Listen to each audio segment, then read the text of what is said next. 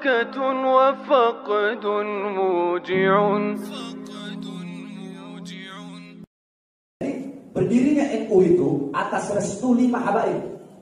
Pertama Habib Abdullah bin Ali Al-Haddad Sangeng, karena beliau gurunya Kiai Hasyim Asy'ari dan gurunya Kiai Khalil Bangkalan. 2. Berdirinya NU atas restu Habib Abu Bakar bin Husain As-Segaf Bangil. 3. Habib Husain Al-Haddad Jombang. 4. Habib Abu Bakar bin Muhammad As-Segaf Gresik yang Anda bilang tadi. 5. Habib Ahmad bin Abdullah As-Segaf.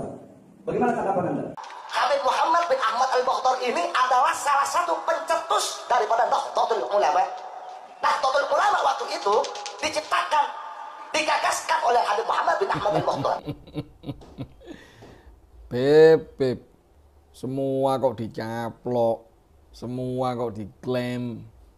Mulai kapan NU didirikan oleh habaib itu mulai kapan?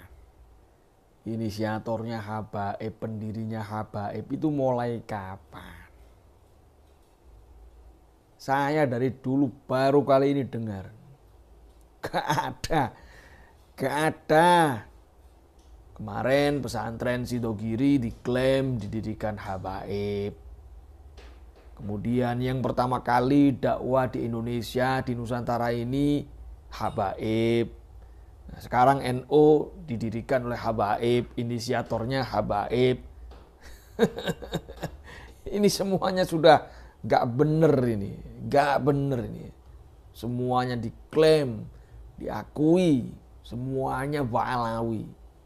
Kalau alasannya dulu para habaib gak boleh bikin perkumpulan, ini juga gak masuk akal. Kenapa gak masuk akal? Nah itu selisih berapa tahun? 2 tahun kan akhirnya ada Robito Alawiyah, ada Al-Irsyad. Jadi gak mungkin kalau orang-orang Arab itu susah mendirikan perkumpulan itu gak mungkin. Wong dulu orang-orang Arab itu banyak kok yang jadi kapiten. Itu sebuah apa ya? Jadi orang-orang Arab diangkat, dikasih jabatan, ya dikasih pangkat oleh Belanda. Itu dikenal dengan kapiten Arab. Nah, ada itu banyak orang-orang Arab yang jadi kapiten itu. Nah, ini contohnya yang di Tegal, Jawa Tengah. Ini di Pekalongan. Di Banjarmasin.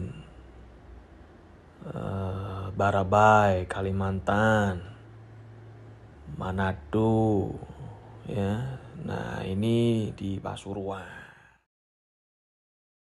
Justru sebenarnya orang-orang pribumi, lebih-lebih para kiai, ya, itu sangat susah sekali untuk mendirikan sebuah perkumpulan. Gak gampang loh mendirikan NU. Itu Kiai Hasyim itu malah sering dimata-matai dulu. Dan berkali-kali didatangi oleh Belanda. Pernah suatu ketika, ini kalau nggak salah di tahun 1913, saya pernah baca, Kiai Hasyim sempat didatengin oleh Belanda, dibujuk, dirayu, supaya bisa kerjasama dengan Belanda. Ditawarin, dikasih penghargaan, dikasih medali dari emas apa perak gitu loh. Ya. Tapi Kiai Hasyim gak mau.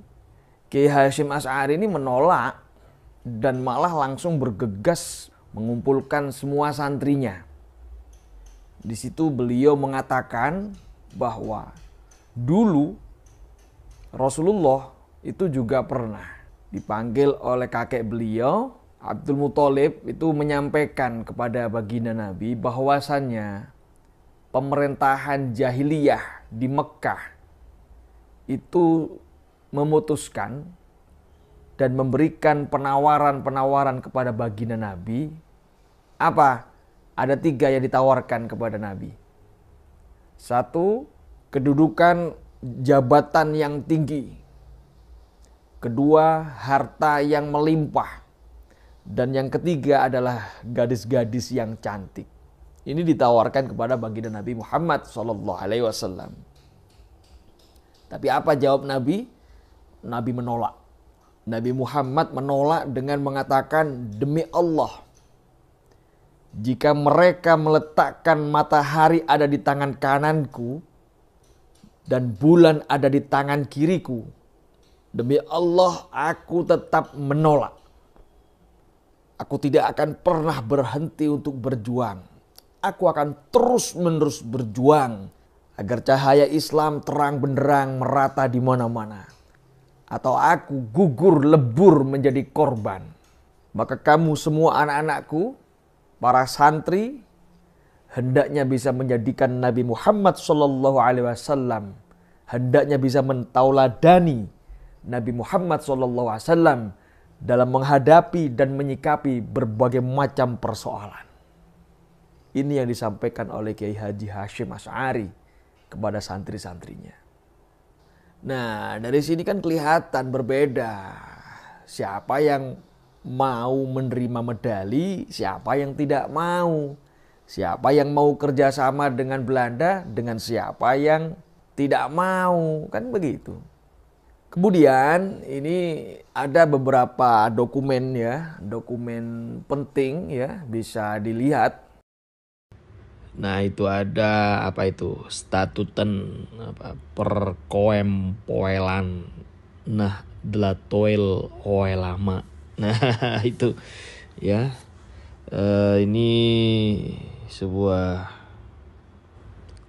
ini adalah dokumen penting ya, legalitas badan hukum pendirian Jam'iyah Nahdlatul Ulama saat itu.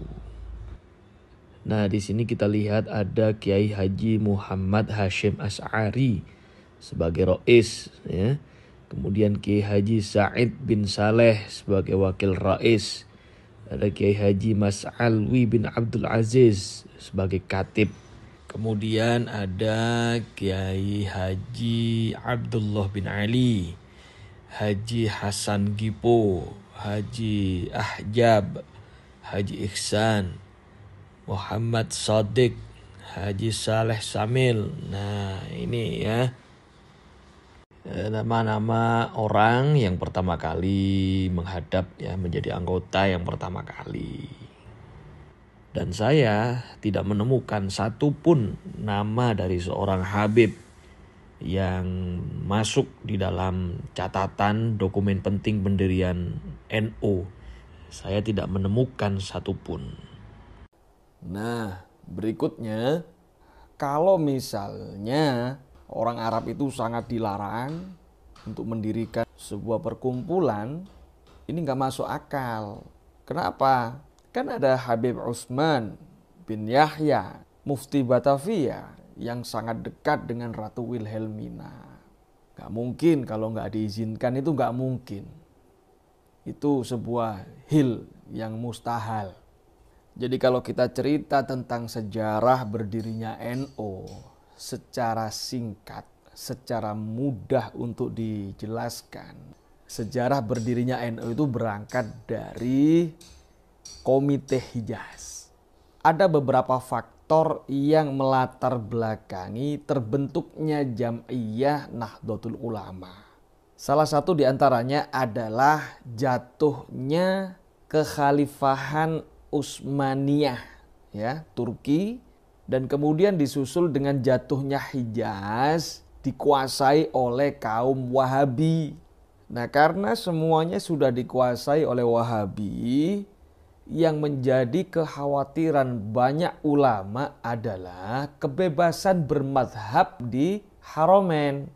Kita pasti pernah dengar kan cerita makam Rasul yang akan dibongkar oleh para Wahabi. Nah ini juga salah satu diantaranya yang menjadi kekhawatiran oleh para ulama. Nah ini loh contoh ya, bukti nyata kalau dari dulu, sejak dulu para kiai, para ulama ya, ini sudah berjuang mati-matian menggagalkan Wahabi untuk membongkar makam Rasulullah Muhammad sallallahu alaihi wa alihi wasallam. Itu para kiai semua, para ulama. Saya malah nggak dengar perjuangan dari para habaib waktu itu.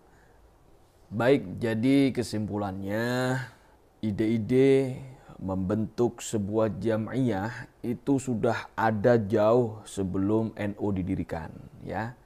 Setidaknya pada tahun 1924 Kiai Haji Wahab Hasbullah sudah menyampaikan ide seperti ini kepada beliau Kiai Haji Hasyim Asy'ari. Akan tetapi waktu itu beliau Kiai Hasyim tidak serta-merta langsung mewujudkan, tapi harus istikharah dulu. Beliau meminta pendapat, meminta pertimbangan dari seluruh tokoh, seluruh ulama, yang akhirnya kemudian mendapatkan restu dari kiai besar, seorang ulama besar, guru beliau sendiri, yaitu Syekhona Khalil Bangkalan, yang memberikan tongkat dan tasbih kepada Kiai Hasyim Asy'ari. Ini adalah sebagai bentuk restu dari Allah untuk mendirikan sebuah jam'iyah Nahdlatul Ulama.